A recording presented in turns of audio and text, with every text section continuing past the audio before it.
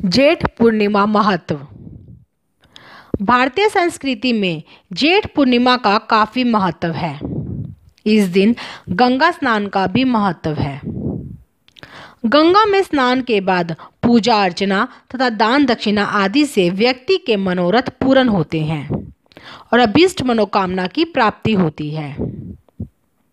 आज से ही लोग गंगा जल लेकर अमरनाथ यात्रा के लिए निकलते हैं।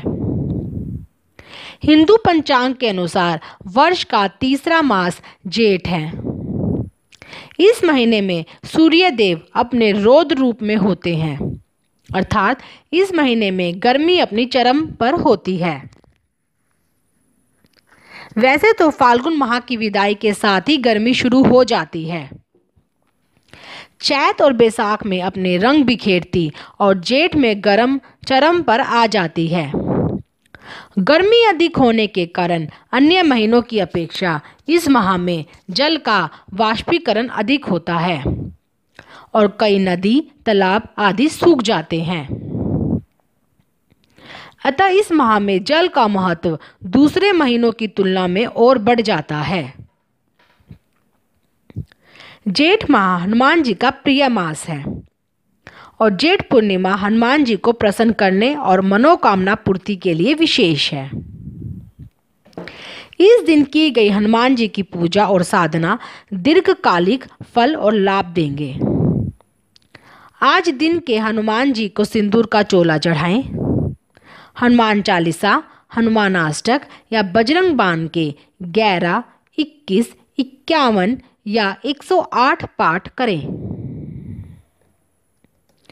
हनुमान जी को ध्वजा यानी झंडा भी अति प्रिय है, तो एक केसरिया या लाल वस्त्र में श्री राम लिखकर संभव हो तो कम से कम 9 गांठ वाले बांस में उन्हें ध्वजा चढ़ाएं।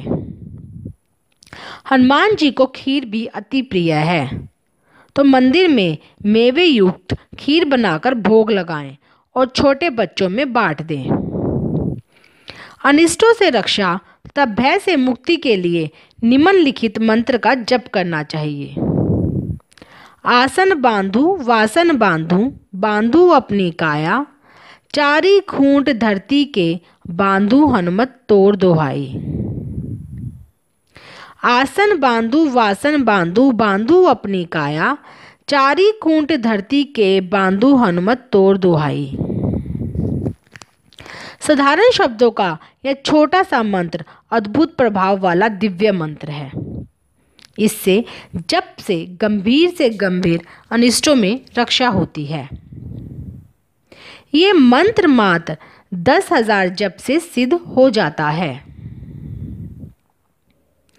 जेठ पूर्णिमा के दिन से ही किसान अपने खेतों में हल जोतना शुरू करते हैं।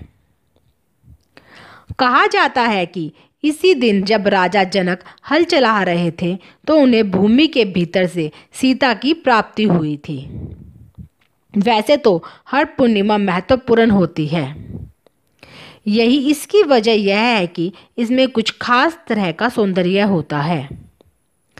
आप किसी भी चीज़ पर नज़र डालें और अगर वह खूबसूरत हुई तो आप पाएंगे कि उसके भीतर उसके प्रति आकर्षण अचानक बढ़ जाता है।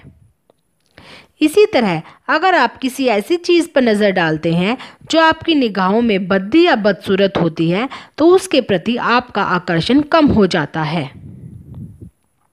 पूर्णिमा के सौंदर्य में भी कुछ ऐसी खूबियाँ होती हैं जो चीज़ों के प्रति हमारी ग्राह्यता में निश्चित तौर पर सुधार लाती है। दूसरी महत्वपूर्ण बात यह है कि धरती चंद्रमा के साथ कुछ खास तरह की स्थिति में घूमती है। पूर्णिमा के दिन चंद्रमा की स्थिति, अनुभव और उसका स्पंदन और दिनों की तुलना में अलग तरह का होता है।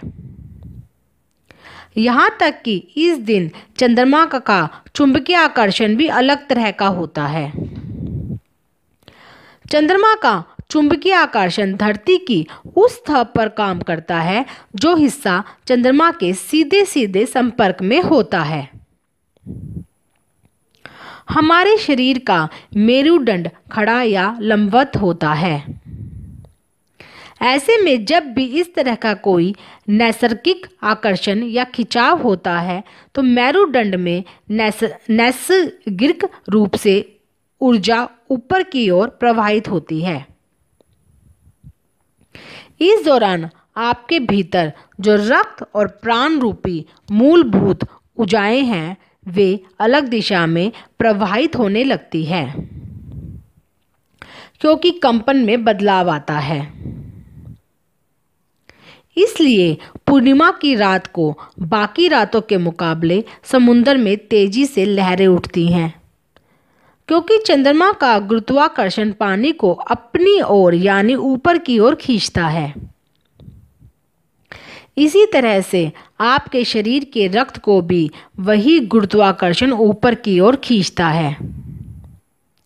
नतीजा यह होता है कि उस दौरान रक्त का प्रवाह दिमाग की ओर बढ़ जाता है। जब भी यह ऊर्ध्वगामी गति होती है तो आपके भीतर की जो भी खूबी या विशिष्टता होती है वह बढ़ जाती है।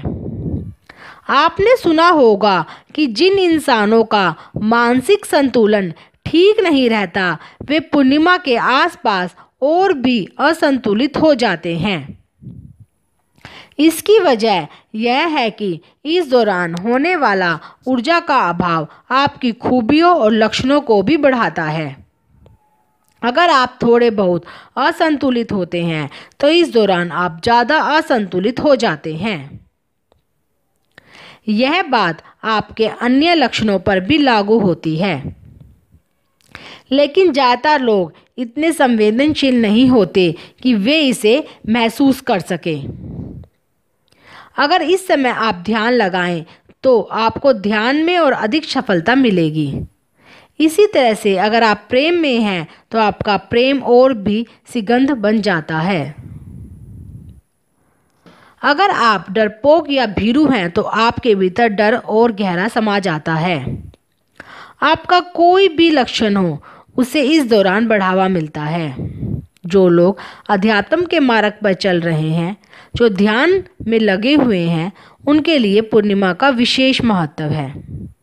खासकर साधकों के लिए तो यह रात ज़्यादा सहायक होती है, क्योंकि ऊर्जा के ऊर्ध्वगामी हुए बिना और ऊर्जा के उभार का एहसास हुए बिना आपके जागरूक और चैतन्य होने का सवाल ही नहीं पैदा होता। जिसे आप जागरूकता कहते हैं वह आप तक नैसर्गिक रूप से तभी आएगी जब अपने भीतर ऊर्जा का उधार अनुभव करेंगे। हमें उस रात का, उस नैसर्गिक घटना का सदुपयोग करना चाहिए। यह रात आपके लिए कुछ ऐसी होती है कि आप ऊर्जा और जागृति का प्रत्यक्ष अनुभव कर सकते हैं।